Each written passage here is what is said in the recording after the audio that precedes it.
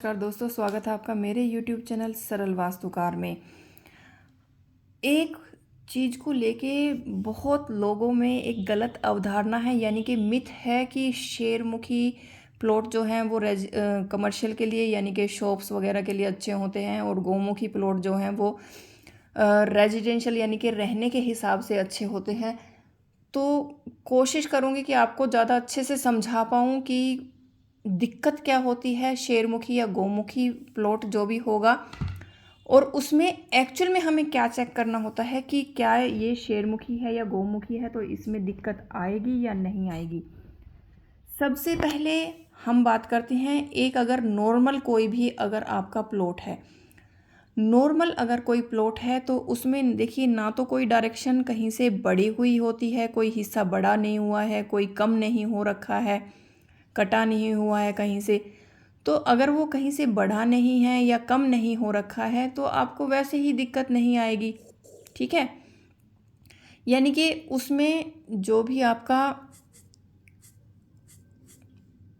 इसमें आपका जो भी कहीं से भी अगर एंट्री है तो आपका जो, अगर मान लीजिए यहाँ से ईस्ट साइड है या कहीं से भी आपकी नॉर्थ साइड से एंट्री है, ईस्ट साइड से एंट्री है, तो कहीं से भी अगर आपकी एंट्री है तो वो फ्लो जो है एनर्जी का वो आपका इक्वल रहेगा, उसमें डिस्टरबेंस कहीं पे भी नहीं है। तो डिस्टरबेंस नहीं है तो आपको प्रॉब्लम नहीं आती है। इसके अलावा अगर हम बात करें कि गौमुखी और अच्छा, उसके बाद में हम बात गौमुखी और शेरमुखी पे डिस्कस करने से पहले मैं बता देती हूँ कि जैसे कि ये आपका ये है नॉर्मल प्लॉट हो गया। नॉर्मल प्लॉट के बाद जैसे कि नॉर्मल प्लॉट ही है लेकिन उसका कोई एक हिस्सा थोड़ा एक्सटेंडेड है, थोड़ा सा बड़ा हुआ है। मतलब अगर आप इसकी चौड़ाई की बात करें तो उसके हिसाब से देखें तो ये इतना हिस्सा कोई ऐसा ज़्यादा बड़ा हुआ नहीं है।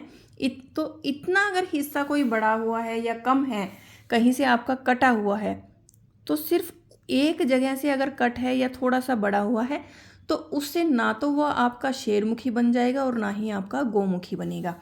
दूसरी बात ये क्लियर हो गई आपको। अब देखिए, अब बात करते हैं गौमुखी और शेरमुखी उसकी प्लॉट की। तो अगर हम बात करें गौमुखी और शेरमुखी, अगर आप इनको ध्यान से देखेंगे तो ये सिर्फ एक दूसरे की रिफ्लेक्शन है, यानी कि ये आगे से कम चौड़ाई वाला है और ये पीछे से कम चौड़ाई वाला है। तो शेप ऑलमोस्ट दोनों की सेम ही है।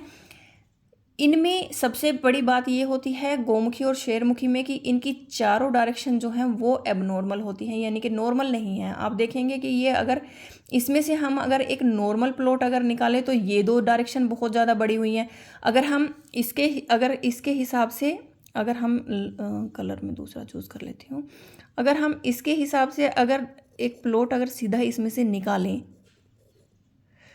तो ये दो डायरेक्शन आपकी बहुत ज़्यादा बड़ी हुई हैं।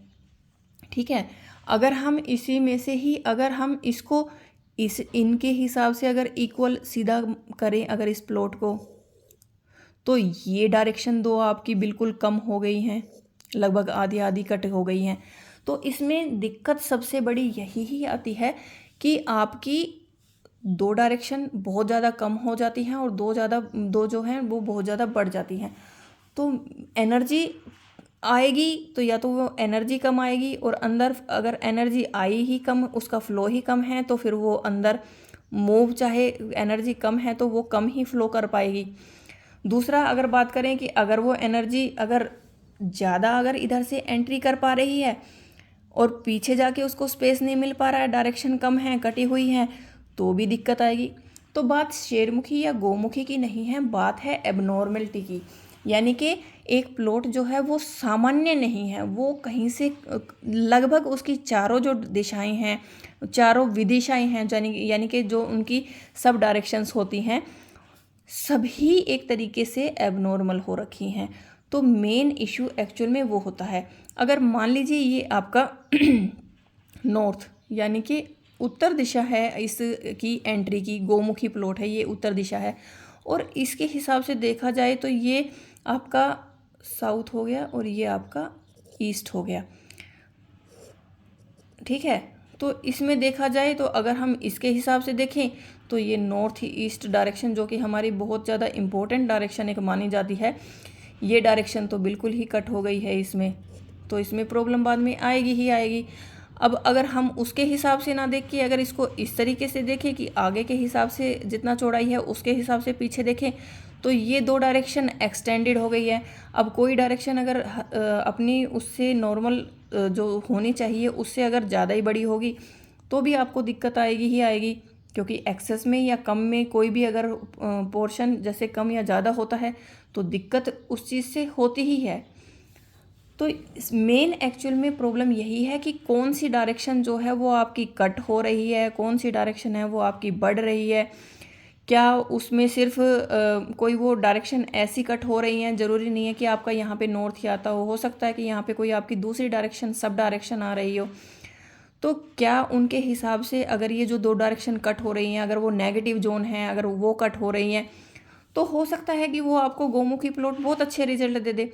लेकिन अगर हो सकता है कि अगर वो आपकी ऐसी डायरेक्शन है जो कि कट होने से आपको दिक्कत आएगी बाद में, तो फिर तो प्रॉब्लम है ही है आपकी। अगर मान लीजिए ये शेरमुखी प्लॉट है, अगर इसमें किसी ने अपनी शॉप खोली हुई है और यहाँ पे आपकी नॉर्थ डायरेक्शन है, यहाँ पे साउथ है, ये आपका ईस्ट हो गया, ये आपका वेस्ट हो गया।